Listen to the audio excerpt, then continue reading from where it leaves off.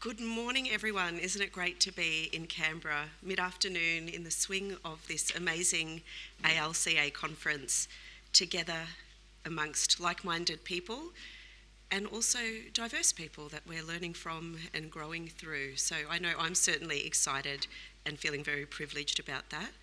For those of you that don't know me, my name is Natalie Collard, and I'm the sort of brand new, wet behind the ears CEO of Farmers for Climate Action.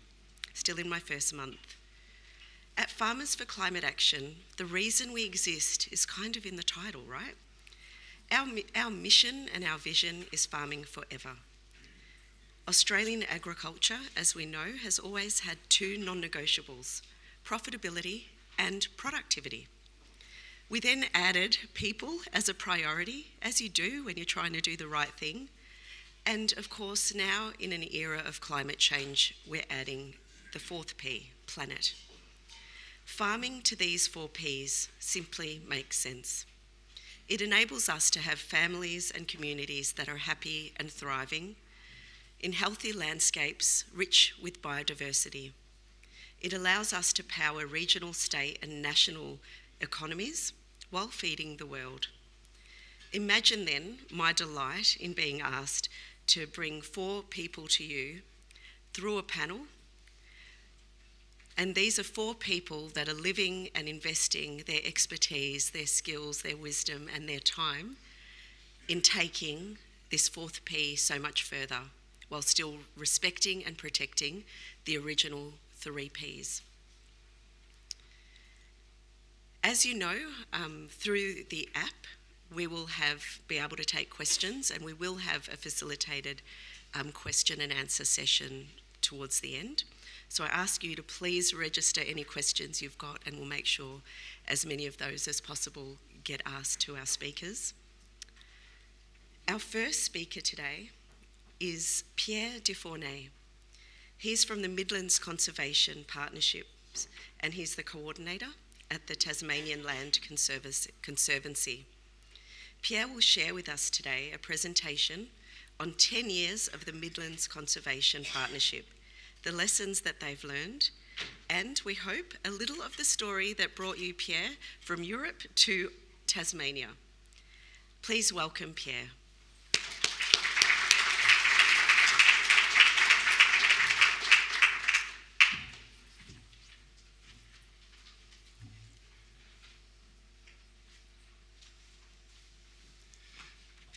Thank you, Natalie. It's really great to be here, and thanks to every one of you for filling this room. I'm really happy to be here. I want to start by acknowledging the Tasmanian Aboriginal people, which are the traditional owners of the lands where we work, as well as the Ngunnawal people, the traditional custodians of the lands where we meet today. And I want to pay my respects to the elder, past, present, and emerging. So I've brought with me today a story from the heart of Tasmania, where farmers and conservationists have been working together for the last 11 years to improve biodiversity. Now, I started my career as an economist working for the European Union in trade and sustainable finance policy. And as you can tell from my accent, the heart of Tasmania is not exactly where I grew up. So you might be wondering, and it's not France, James, either. So you might be wondering who I am to be telling that story. Well, I've always had a passion for nature. And in order to spend more time on it, in 2021, we decided to make Tasmania home. So I care deeply about the environment in Tasmania, and that's especially since my kids are growing up in this environment. So I decided to go back to university and retrain in conservation management. And about a year ago, I got my dream job working for the Tasmanian Land Conservancy and Bush Heritage Australia to manage a program called the Midlands Conservation Partnership, which I'm going to talk about today. So through my talk, I hope that I can bring you on a journey similar to the one that I've been on over the last 2 years, so that you too can appreciate the beauty of the Tasmanian Midlands. And hopefully you leave this session inspired by the way our conservation model has delivered for biodiversity. And maybe you'll even think about setting up a similar scheme for conservation in productive landscapes in the places you're all coming from today.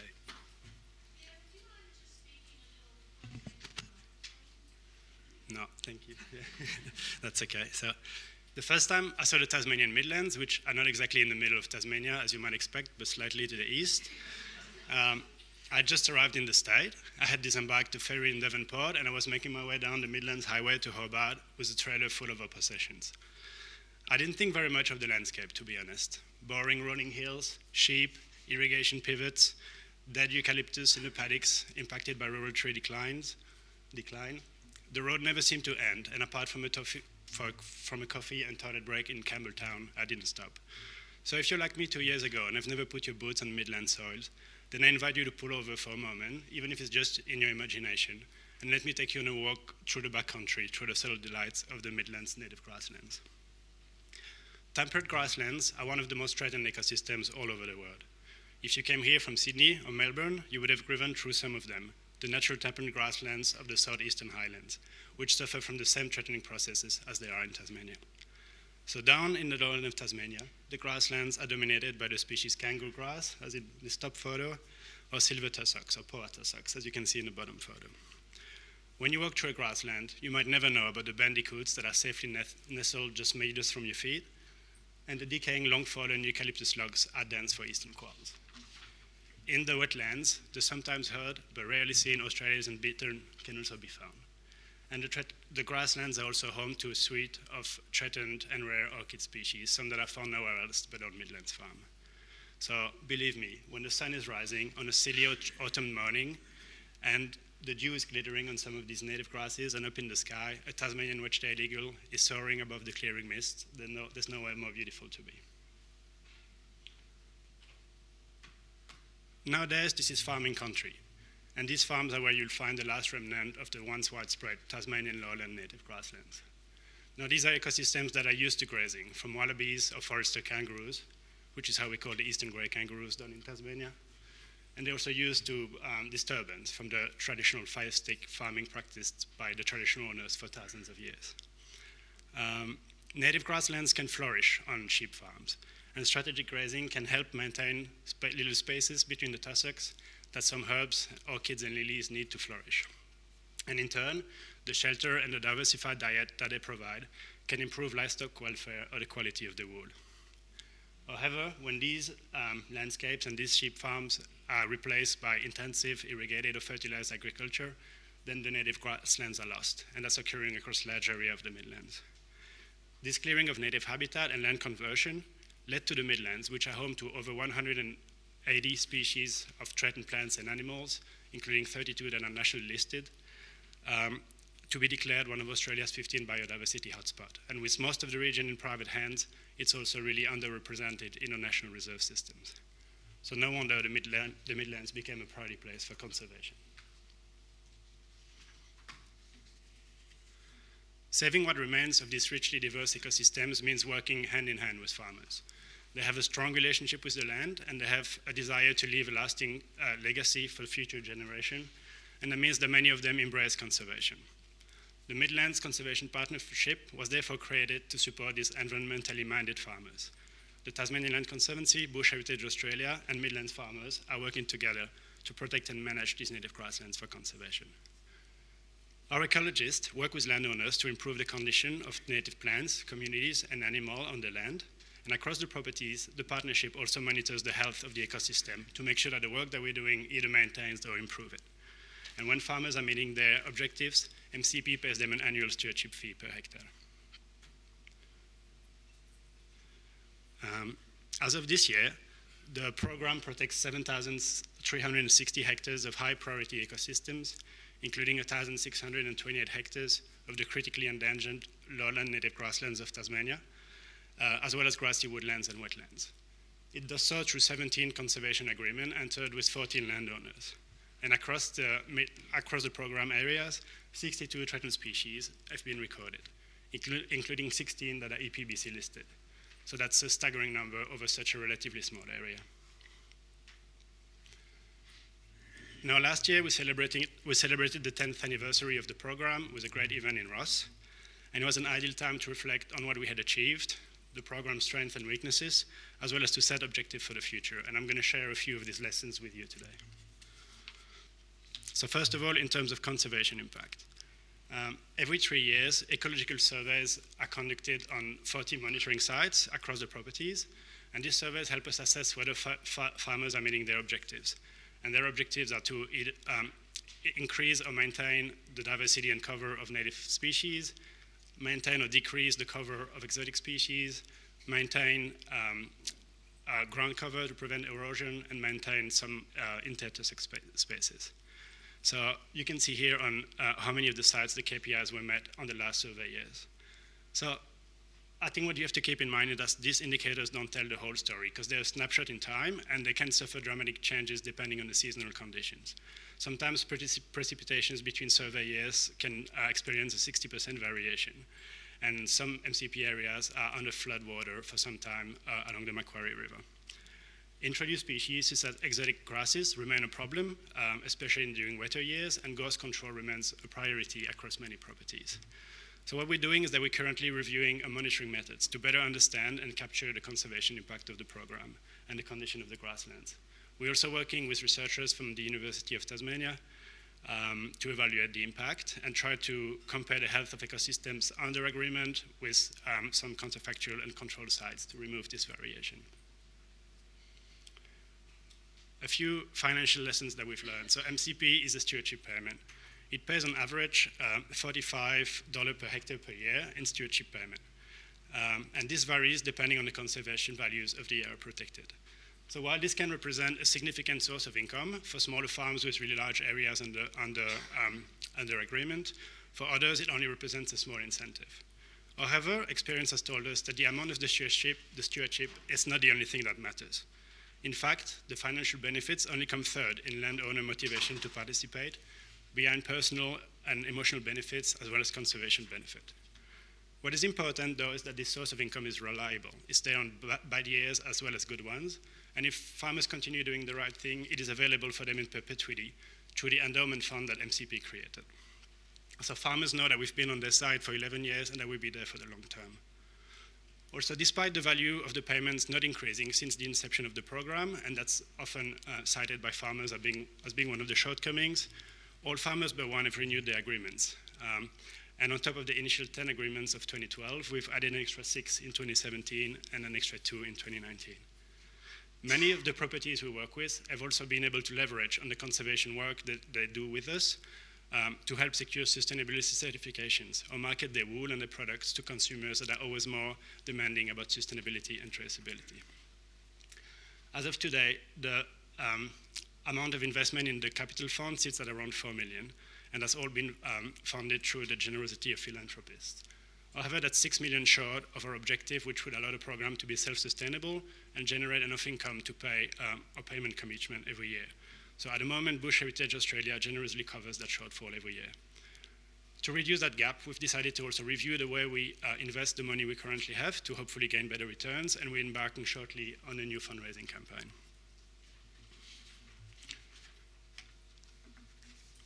Just a few words to finish about people. So MCP is protecting habitat, but it's also building a network of farmers who care about nature. Farmers are telling us that they retain a high level of satisfaction from the program. And for the majority, as I've said, the personal or emotional benefits they gain from being part of it comes before the diversified income that they receive. Farmers enjoy the educational and the advice that they receive through the program, and for many of them, it has opened their eyes to the special patches of bush that they're responsible for. On many of the farms we work with, the younger generation is also getting more involved with management, and through the program, we're reaching out to them to making them aware of the importance of conserving these areas of high natural values, not only for nature itself or because it's the right thing to do, but because it is also beneficial for their farming enterprises through the ecosystem services that they can provide.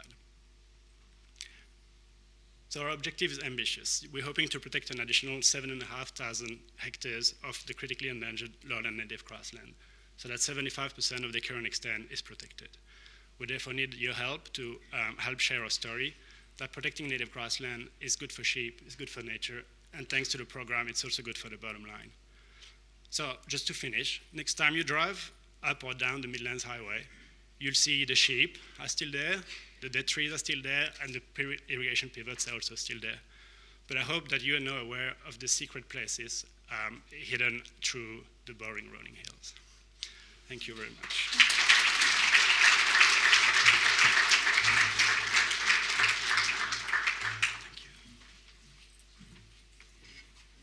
Terrific.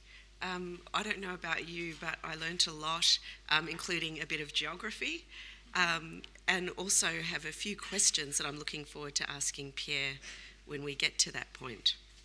It's now my absolute pleasure to introduce to you today Marieke Hoelscher, also known as Maz. Maz is a student at Sturt University. She's also a Petaurus scholarship recipient and conservation champion.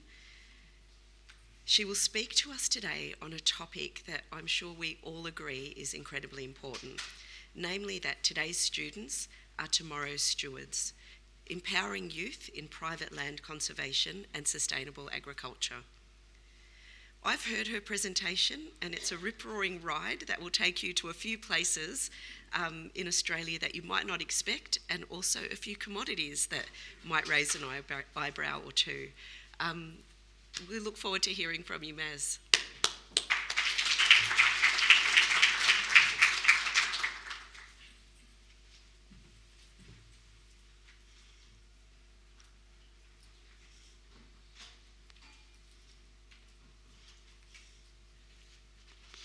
Right. Do you have a young person in your life who is passionate about the environment and sustainable food production, but also anxious about climate change?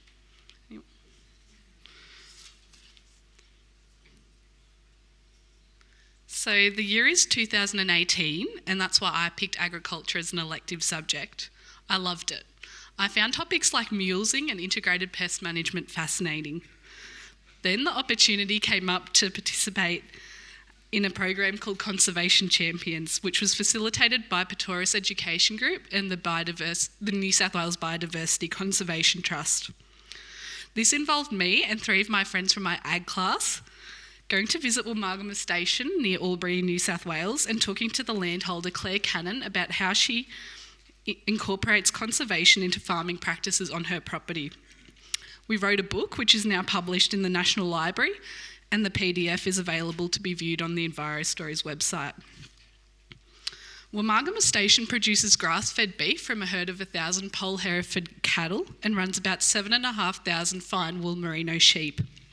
The station continues to be a world leader in farming and pastoral practice.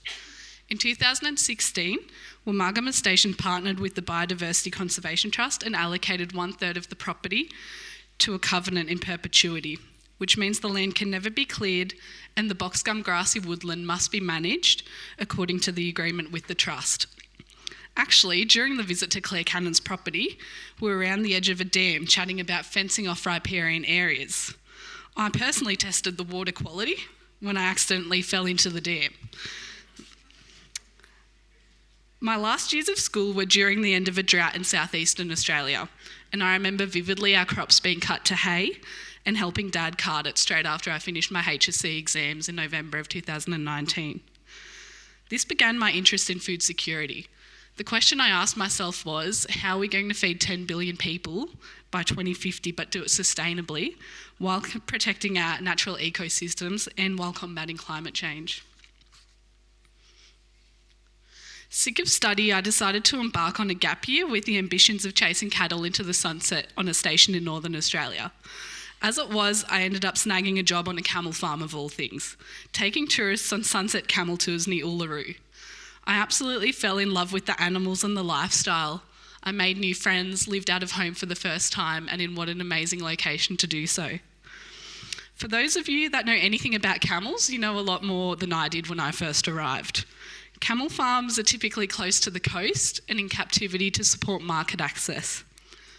However, these are usually high rainfall environments and typically result in worm infestations. Under these conditions, camel health and breeding is compromised. I learned a lot about camels, the sheer size of the feral population in Australia and the problems they cause for graziers and our fragile desert ecosystem, but also how perfectly adapted they are to arid inland Australian deserts.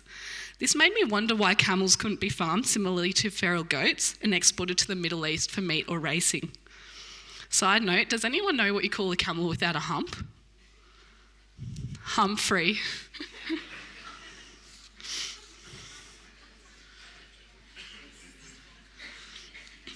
In fact, my growing interest in all things camel farming led me to 2 things. 1, to pursue a Bachelor of Agriculture degree at Sturt University in Wagga Wagga. Secondly, I discovered the organisation AgriFutures and the work they do in supporting emerging and levied industries in Australia that are not yet big enough to have their own peak body. An emerging industry is an industry that is in the early stages of development. The product, service or technology that the emerging industry is formed around may not be widely known by many people and therefore may not have an operating ecosystem or a strong customer base. AgriFutures offer a scholarship to students in the last 2 years of an undergraduate degree in any science, technology, engineering, mathematics or agriculture area. Of course I applied and I was over the moon to be awarded the scholarship. This photo is from the annual AgriFutures Stakeholder Summit and Horizon Scholarship Workshop, and these are the scholarship winners from the 2021 and 2022 cohorts. As part of the scholarship, I completed 4 weeks of fully funded work placements, which I did at Hive Haven on the Sunshine Coast with native bees, with Agriculture Victoria and Hamilton working on hemp, and then I scooted to Bardi in Melbourne who are making insect protein and organic fertiliser with black soldier fly larvae. The key takeaway from these placements for me was that embracing risk is a skill set. None of these producers had a path to follow. They were creating it, testing it, and learning about the commodity itself, how much to produce, markets, and consumer appetite. It is a similar thing with new land management or conservation agriculture practices. They are new and farmers have doubts and questions on if and how it will benefit their land and income. The only way to learn is to try. Another valuable experience associated with the scholarship for me was connecting with like-minded people, which we're getting to do here today, at events such as Evoke Ag in Adelaide and the Northern Australian Food Futures Conference in Darwin. Finally, and it might seem like a small thing, but the priceless experience was the bond created with the other scholars. It was the Nuffield for my generation. Each facet of the scholarship inspired me and made me excited for the future of conservation agriculture in this country. I also got to meet Farmers for Climate Action co-founder and deputy chair, Dr. Anika Molesworth, who is such an inspiration to me. All these events allowed me to be curious about what other innovative food and fibre solutions could be available to us in the future. The possibilities really are endless when we involve young people.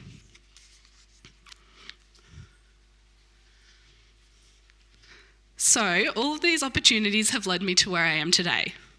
What I hope you'll take away from my presentation is that it is vital to involve young people in the issues that matter.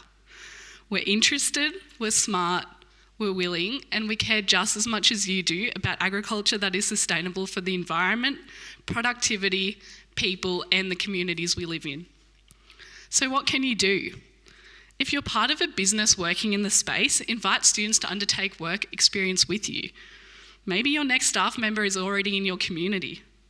If you have the capacity to offer a scholarship or youth networking events, look at getting this off the ground. It might be as simple as funding 1 ticket for a young person to be here today. There are 4 jobs for every graduate in agriculture now, and we have worker shortages nationally.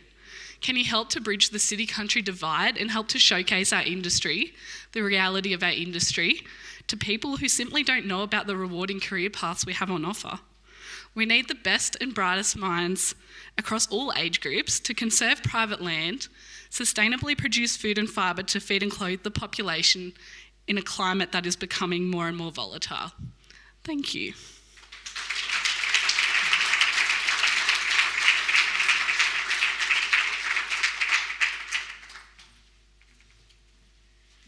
Thank you so much, Maz. A very well-known operator in this space is Dr. Sue Ogilvy. She's the Program Director of Farming for the Future. By considering natural capital as a factor of agricultural productivity and profitability, Farming for the Future aims to demonstrate the positive correlation between preserving natural capital, achieving economic prosperity, and ensuring long-term sustainability. Now, I know that is something we are all getting behind. Appropriately, the title of Sue's presentation today is Don't Assume It's a Trade-off. Welcome, Sue.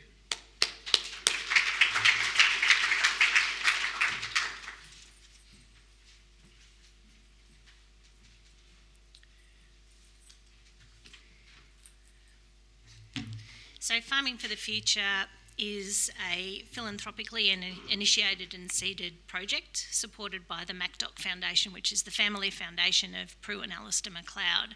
Farming for the Future is a flagship program for the foundation that invests in a number of programs both here in Australia and also overseas, all focused on the health and resilience of productive landscapes.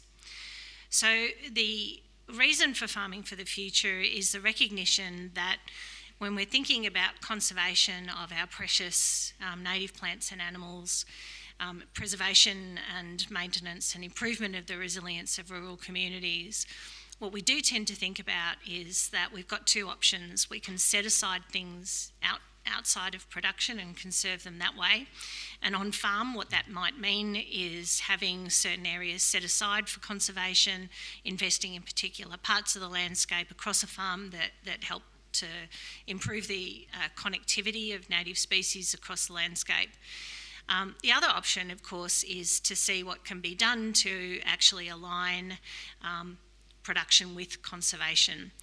So we know, and the previous speakers today have also mentioned these, that when we think about the sort of ecosystem services that Australia's native plants and animals can provide to society and also to agriculture, they're quite considerable, whether that's shade and shelter for livestock, whether that's good quality forage. Native grasses provide very good quality forage, particularly as Mario reflected this morning on sheep. That they can also provide really important services in terms of habitat for pest predators, birds, bats and insects, of course, that I don't have to tell most of you in the room about. And so when we think about the opportunity that exists for conservation to be aligned with production, we realise also that in parallel, when we have innovations and new practices that are available for farmers, that farmers most rapidly adopt and master, the ones that are assisting them to meet their personal and business goals. So generally that's in production of crops and livestock, but it's also in making sure that they have a good working environment for themselves.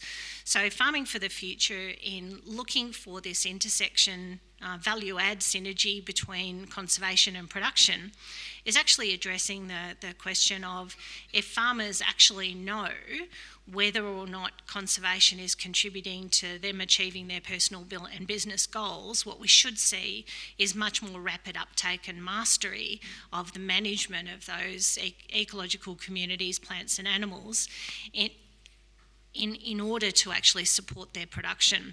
So this slide here is what we call Farming for the Future's plan on a page. And what we have aimed to do is to address the question of, can we build a business case for farmers to do this?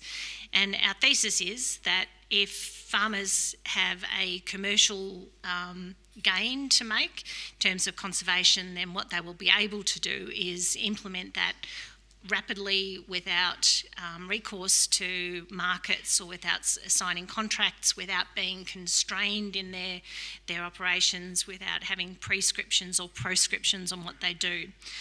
So that all comes down to, can we find out to what degree does an investment in natural capital, does an investment in biodiversity actually come at a cost or come at a profit to farm business? And so Farming for the Future has been designed to answer that question and to do more than that. Pardon me. So when we conceived the Farming for the Future program, we realised that what we shouldn't do is just have research results at a point in time. So yes, we need a large evidence base. We need to demonstrate whether or not there's relationships between natural capital and farm productivity. But if we're going to go to all of this trouble to develop the methods to do it, to collect this large data set, to analyse it, it would be a real shame to just produce results at a point in time and then stop. And what we realised was probably necessary was to be able to embed the capability to do this into the agricultural sector so it could continue to be done in perpetuity. I don't have to tell you guys that as climate changes, ecosystems are going to change, and the types of ecosystems that were associated 10 years ago with really profitable farms might not be the same ecosystems that are supporting really profitable farms in 10 years' time or 20 years' time. So we need to keep updating this information. Likewise, as our very clever farmers and the young people that Maz has spoken about come into their own in agriculture, they're going to come up with innovations in practice and management that are also going to change the picture. And so part of Farming for the Future, in addition to being able to establish the large enough evidence base to do this analysis, wanted to be able to build the tools, technology, capabilities, systems, relationships to ensure that this could be updated. The third element of our program is about priming and aligning the system. And what we mean by that is that we know that farmers are either constrained or enabled by the interactions they have with the people who buy their products, with the banks that lend to them, with governments that either provide services and enablement or constrain with restrictions. Too much talking. And so what we mean by priming and aligning the system there is, can we find a way to change the interactions that supply chains and banks would have with farmers to actually, instead of constraining any decisions they might make or any innovations they might make, actually start to provide them with a way, acting in their own best interests, to also be able to help farmers to use this information and to be able to make really, really good decisions that optimise both nature and conservation. And so what we want to see as a philanthropist is nature seen as a factor of production, so that nature is a factor of production, and so by all members of the system actually acting in their own best interest, we actually get more conservation, we get more biodiversity, we get healthier and more resilient landscapes, and we get healthier and more resilient people and communities. So we have been working a multi-phase project.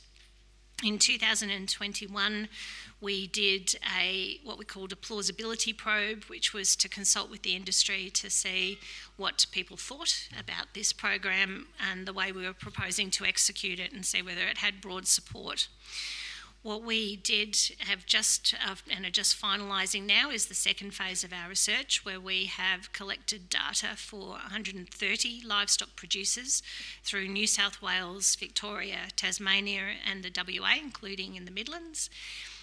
And we've analysed that information, collecting very, very rigorous fine-scaled information about the natural capital of the farms. We've collected 5 years' worth of production and financial data. We've analysed that, and our preliminary findings are suggesting that there's a positive and linear relationship between natural capital and farm productivity. So when you imagine a graph with the x-axis being the amount of natural capital and the y-axis being the productivity or profitability of a farm, we're generally seeing that for the farms in our sample, that the most profitable farms are the ones that have got that pretty high natural capital.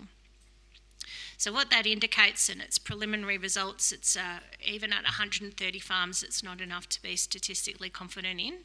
More farm data is needed. What it indicates is that there's a missed opportunity for farmers to actually use an investment in nature to improve their own production. And what we think is the result of that, working with people like I'm sure who are in the room who can actually practically help farmers with on-ground change, is to be able to rapidly increase the amount of biodiversity that we're seeing across Australian farms, with the ability to keep maintaining and managing that to improve over time and to take advantage of some of these new and emerging markets. So we're going to hear from one of our leading farmers very soon. So he will give us a very practical view of what it actually looks like from a farmer perspective. So thank you very much. Happy to answer questions afterwards.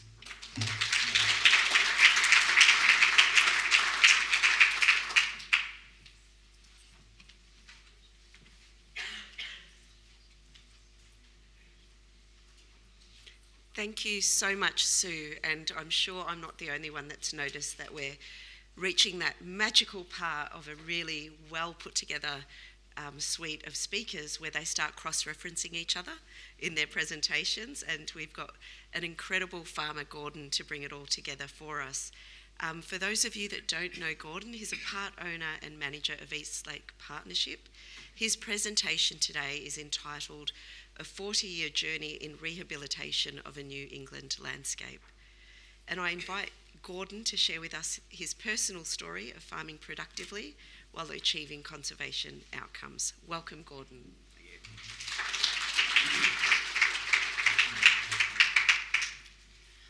Right, thank you very much. A 10-minute snapshot of 40 years is quite hard to do, so bear with me. Sustaining native biodiversity in agricultural landscapes requires clear goal setting and integrated management. Biodiversity conservation goals in agricultural landscapes have to be flexible and reflect the realities of current and likely future conditions rather than trying to turn the clock back. Now, those two quotes came from Norton and Reed. Some of you might know Nick Reed, ex-UNE guy, and that really summarises what our approach has been, and that is the best explanation I've ever seen of what we were attempting to do. European settlement from the 1830s changed the landscape in New England with clearing, livestock, water infrastructure, modifying native pastures through grazing obviously, introducing exotic grasses, phosphorus and sulphur fertilisers, and dieback and eucalyptus was a complex result of all of these changes, not just one or two as some people might suggest, erroneously I would suggest. New England peppermint was the main species affected with others, such as black sally or snow gum. And the red areas shown show the change from 1975 to 2001, though most of that change occurred up till about 1980. The blue areas show less affected stringy barks, generally on higher ground, and dieback from beetles and other things had different effects. Dieback was a turning point for change to provide more shade and shelter for livestock and pastures, initially with mainly exotics and later more natives. This initiative was driven by evidence at the time that 10% of land could be given over to shelter without loss of production. Age-old research has been around for the last 60 years or more. We initially fenced some rocky ridgelines for regeneration of trees, shrubs and ground covers. And as shown here, you can see a profuse amount of chocolate lilies as just one of the things in the background. I'm going to bring this over. We were early adopters of direct seeding, and this is a degraded stringy bark ridgeline that was done in 1988. Photo only taken the other day. This one is a direct seeding, which was partially funded by local land services, again of a degraded stringy bark ridgeline that also included some eucalyptus radiata. Done in 15, that photo was only taken this spring. Ongoing planting. Whoops, lost here somewhere. We now have nearly 20% of the farm under some form of regeneration and biodiversity. It's about 200 hectares out of 1,200. We have a 72 hectare biodiversity conservation trust, having just finished the 5th year of that. We have 55 hectares of native regeneration and numerous exotic and native shelter belts from 15 to 40 metres wide throughout the landscape. And that BCT area gives us around $16,500 income per annum to manage that, and roughly $10,000 profit for the thing of having a covenant on it. This is a current farm map, obviously north to the top.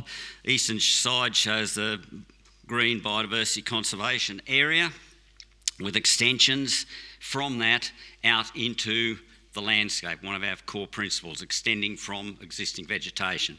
Through the centre of the property, of granite-influenced soils, a lot of mainly exotic, narrow plantings that we initially did to create the shelter.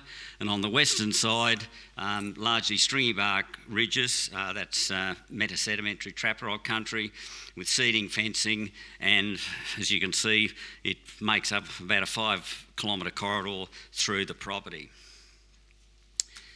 Managing the landscape in patches, I think, is a really, really important principle. We might have, excuse me, rocky ridge lines that don't produce a great deal of grass, that have been fenced or partially fenced for general shelter and biodiversity. We may have better soils, bottom right, with grass fattening cattle, which are an exotic and native pasture mix, and that particular pasture, showing resilience through hopefully better management, was sown in 1957, has never been re-sown, and that was only 11 weeks after the drought broke, by the way. In behind we have a northern facing hard trap and gravelly slope, still very productive, but is mainly microlina and wallaby grasses are the two other ones, plus obviously a heap of other native grasses as well. And then if we go to the bottom left, we have a native grassy woodland, which is part of the biodiversity conservation area on the property. There is sound historical evidence of the value of shade and shelter for livestock and pastures, as I mentioned before. However, the question I need to ask, and Sue's alluded to it, what might be the dollar value of the farm to the farm for the biodiversity in this planting? Planted in 2018, survived the drought with only one watering, but no grass control around the trees, but also remnant grass left between the rows that is not spread out to maintain that biodiversity within. Thank you. And that's what it looks like the other day. Direct seeding on this side and tube stock in the middle. Another question, what might this change be worth? An eroded gully in 1960 and a 2016 photo of an area, or the same area, exactly the same area that was fenced and planted in 2001. And that photo was 2016. Farms must generally be financially viable, and I make absolutely no apology for that. It is a business, and I'm sure you've heard the term, it is hard to be green if you're in the red with a bank manager. So we have to be viable to be able to do these things. Perennial, native and exotic grasses are the basis for our profitable grazing enterprise. Our average return to assets managed has been around 3% over the last 5 years. We have had some assistance from LLS and Landcare to do a number of these projects, but this averages less than 35% of the total costs. Can we apportion some of our viability to biodiversity? I'd like to think I can, but what I definitely can say is we have a viable farm with 20% of the area under biodiversity. And I think, to me anyway, that speaks for itself. Successful environmental management on Eastlake relies on longer term financial planning, adapting ideas, not just adopting what the latest guru might tell you should do. Incorporating it into whole farm planning, whole of farm management and planning, and spreading it, in our case, over 40 years to make it financially viable. It is a high short-term cost for a long-term gain or return. And obviously, within the whole area of a grazing situation, doing our best to match stocking rate to carrying capacity is a key issue to prevent overgrazing.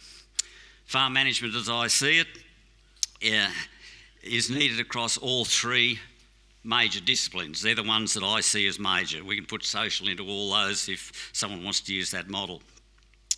They must be proactive as opposed to reactive, and need an understanding of the complex relationships within and between those three overlapping areas. I'm sure everyone understands that principle. We generally maintain a conservative stocking rate at around 80% of what might be maximum at any point in time, and that optimises our production system. May not work for someone else, but it works for us, and I can share the figures with you. It gives us long-term resilience, viability, and reduces the chance of part of the profit being natural capital depletion. In other words, false profit. We replaced farm gate exports of phosphorus and sulphur in wool and meat with single superphosphate to maintain fertility, but most importantly, productive native and exotic pastures, which are the basis of our financial viability. This is predominantly native Poa tussock, Poa cebriana and microlina pasture, east facing, 40 metre windbreak on the ridge line. That was taken in August 18 when August 19, I think. Yeah, August 19. The drought was really starting to bite. We had reduced stocking rate, obviously. We never got less than 70% ground cover with that stocking rate. 284 head on the whole property instead of about 800 to 1,000. This is a granite-based soil. A couple of shots here. Was destocked for the last, the last 5 months of the drought. It retained sufficient ground cover to allow litter dams to form on a Christmas Eve rainfall event, and you can still see them a few days later on the 27th. And after the drought broke, the second photo was only taken 8 weeks after that, which was 6 weeks after the drought broke. That was the result of the return of the recovery of the mix. Combining environmental initiatives and running a viable farm need not be mutually exclusive in our view and experience. To increase engagement by others in environmental rehabilitation and biodiversity, there is a need for more landowners to more openly share information about their biodiversity and conservation activities, which include actual financial returns, operational strategies and environmental outcomes. More conservation opportunities on private land are a real positive. I think it is arguably cheaper, creates an improved connectivity through the landscape as well as between all the other national parks or whatever in the landscape. Last couple of slides, I missed that one. That's showing Eastlake 2021, a drone photo, eastern side with some biodiversity and not in the far hill, but this side. Bare landscapes through the middle with tree strips. And the next one showing stringy bark ridges that have been rehabilitated and part of the corridor right through the property. Last two. 4 Ps are really important. Plan, prepare, plant correctly, and post-planting grass or weed control if you're doing actually planting programs. Modified Chatfield tree planter for direct seeding. A job just finished, and please don't hesitate to ask me any questions. Thank you.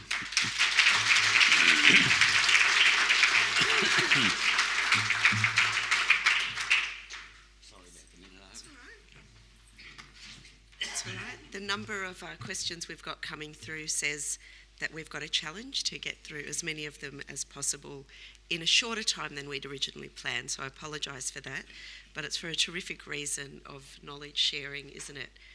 Thank you to our 4 speakers, and thank you for being available for questions now as well. The first question I'd like to ask to everyone, I think, and I'm going to choose one of the questions that we've got from our people that have sent things through, and this is from you, Erica. So if everyone could just give a really short 1-minute answer, if possible, from your experiences, can you name the 3 main aspects that allowed you to be successful in your project or program? So we'll start with you, Sue. Thank you. I think the 3 main aspects are probably optimism, persistence and determination. I only got the time to think about two aspects, but I think the first one is trust. I think that, maybe 15 years ago when we all started discussing putting together this program, there was a bit of mistrust between the farming communities and the conservation organization. I think it's been a long journey. We've come a long way to build that trust, and I think now we have a really good trusty relationship which allows us to work together. The other one is funding, of course. This support from the philanthropy and the philanthropist organization that support us made it possible. It wouldn't have happened without it. And I think the third aspect, I think it's the love of the landscapes that both farmers and conservation organization also share. That's important because we really wanted to maintain these landscapes healthy, and we shared that objective. For me, it's just saying yes to opportunities. There's so many opportunities and you just have to say yes to them. A couple of points. Good information if you're embarking on such a program. Good information, research and find from all sorts of different people, but at the end of the day, make your own decision. Don't just rely on someone else saying that's what you should do. Should's a terrible word. Some vision, do it over time, and seeing the change all come together over time is very rewarding. Oh, and you can hold the microphone. Gordon, because we have a question for you from Donna, and I'll ask you to briefly answer it, and then Maz, perhaps you could give your perspective as well. How important was the option to be paid income for conservation in your decision making to participate or enter a conservation agreement in your case, or Maz to participate? Over to you, Gordon. I'd always been very critical over time of governments or taxpayer, whoever at the end, paying, suggesting farmers should do more conservation and not being prepared to pay us. And that was probably 20 years ago very much seemed to me to be an attitude. I'd been critical in a number of areas. When the BC2 thing came up, I said, I've got to put my money where my mouth is. And so we went to quite a lot of work to actually put together information and submission, work out what was going to work for us. And $16,500, I make about $10,000 or $11,000 profit out of that. The other $5,000, most of that work I'd do anyway. It's only a bit of rates and a little bit of loss of lease income to my lessee. So, yeah, at the end of the day, it was a commercial decision. But it's also a co-investment when you consider your time and expertise. Yeah, correct? Yeah. So, to me it was a no-brainer. And if I could get what the tender was we put in, more than happy, and I'm looking to do an additional tender, hopefully, if someone comes up with some money. If not, an offset or whatever. Hope that answers it. Yeah, I agree, and I also think either being paid in grants and things like that, or if you're trying to produce a commodity like non-meals cheap or something like that, that you're being paid that premium price for the product for doing that environmental sustainability. Fantastic. A question to Pierre and Sue now, and this question is from Lily. What have been the most surprising findings from your research to date?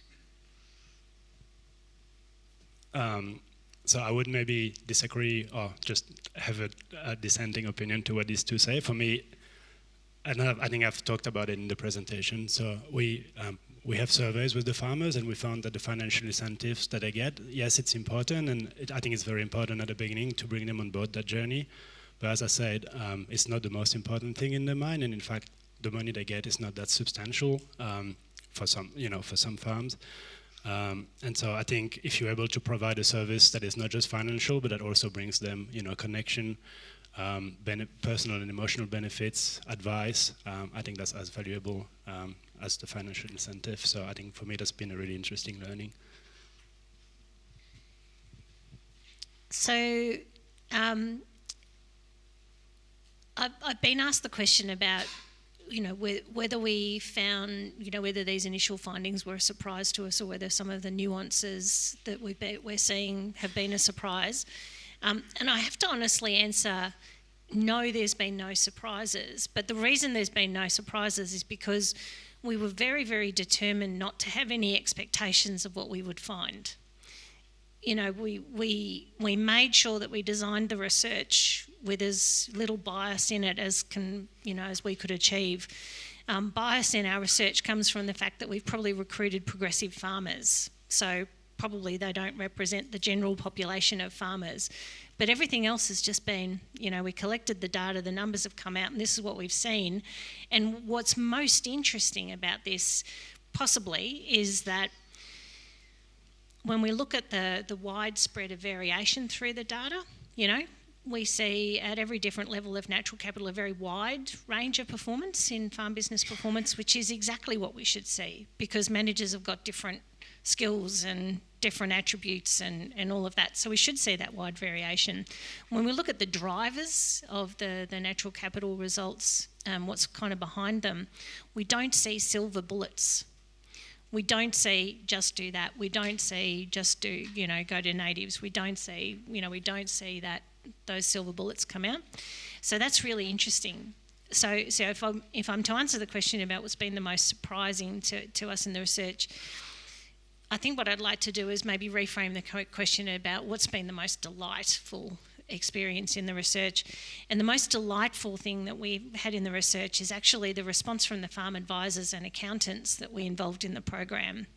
I expected to have to drag them kicking and screaming into thinking about natural capital as a factor of production, and they were well and truly ready, well and truly curious, well and truly capable.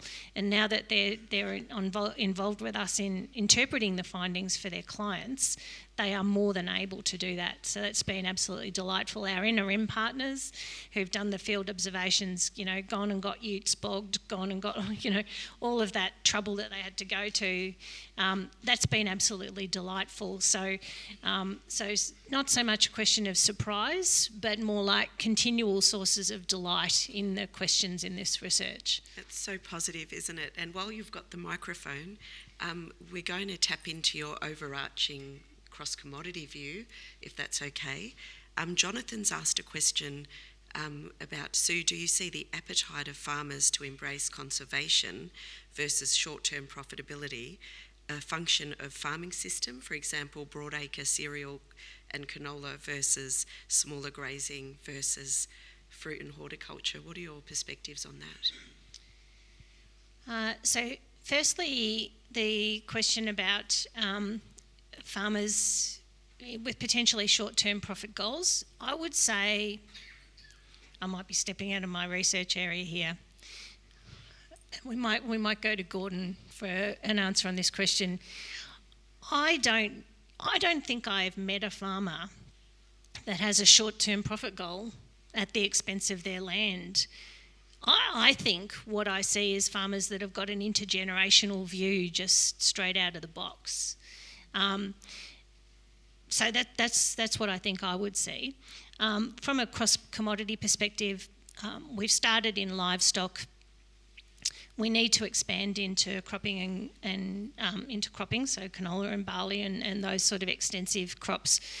I think that's going to be very interesting. We're going to have some very different findings. I'm looking forward to actually applying this research and the approach to it in viticulture and horticulture, particularly perennial horticulture, macadamias, almonds and stuff, because I actually think that we could uncover some really delightful scenarios where vineyards have actually introduced native grasses in their interrows and underrows and have actually found that they're getting much better wine, much better profits, much better health, much better biodiversity and all of those things. So I'm really looking forward to adapting our program for those systems. But maybe we could ask Gordon to ask about the short term.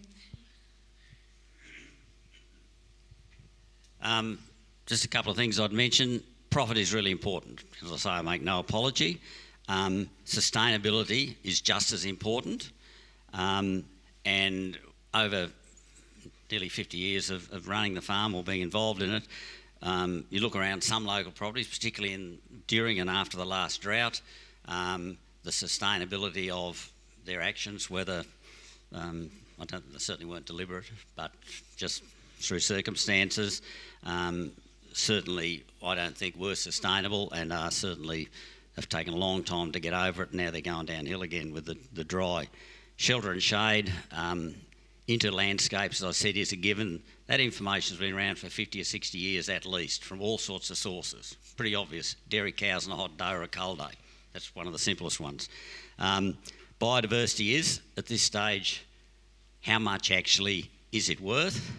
But I've no doubt in saying that our farm is now, with the shelter, the shade, the biodiversity, is a far better place for me to live, and I'm sure it's a far better place for the cattle that my lessee and sheep runs on the place in conjunction with my assistant. So there are a lot of social and intrinsic values, which I think I forgot to mention. I got a bit carried away somewhere.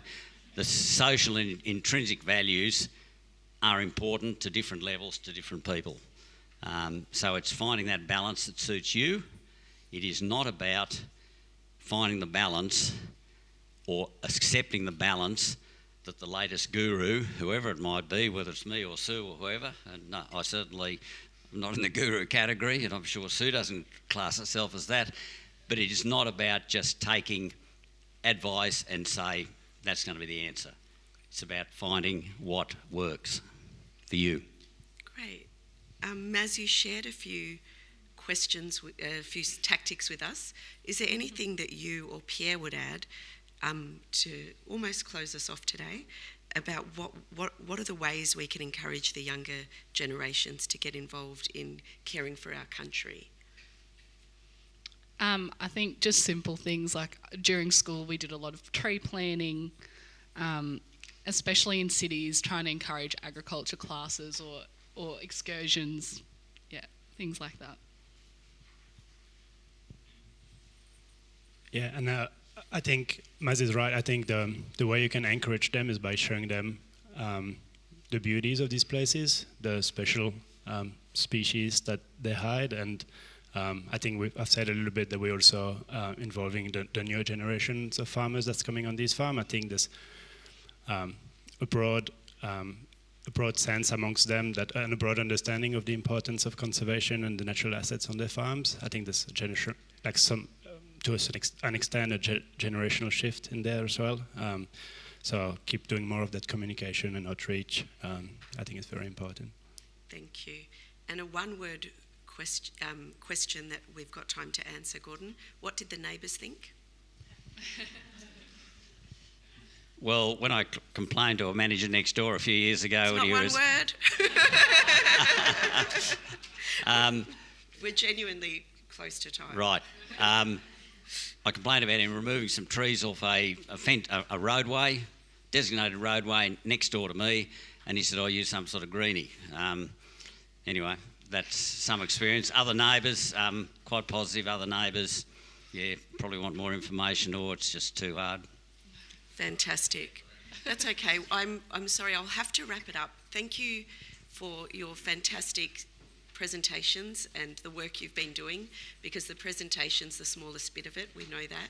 Thank you for the incredible questions. I apologise that we haven't got to all of them, but I did think that I would like to donate my speaker gift to Stephen Murphy for answering that question. So Lisa will make yourself known to Lisa and she'll give you that gift.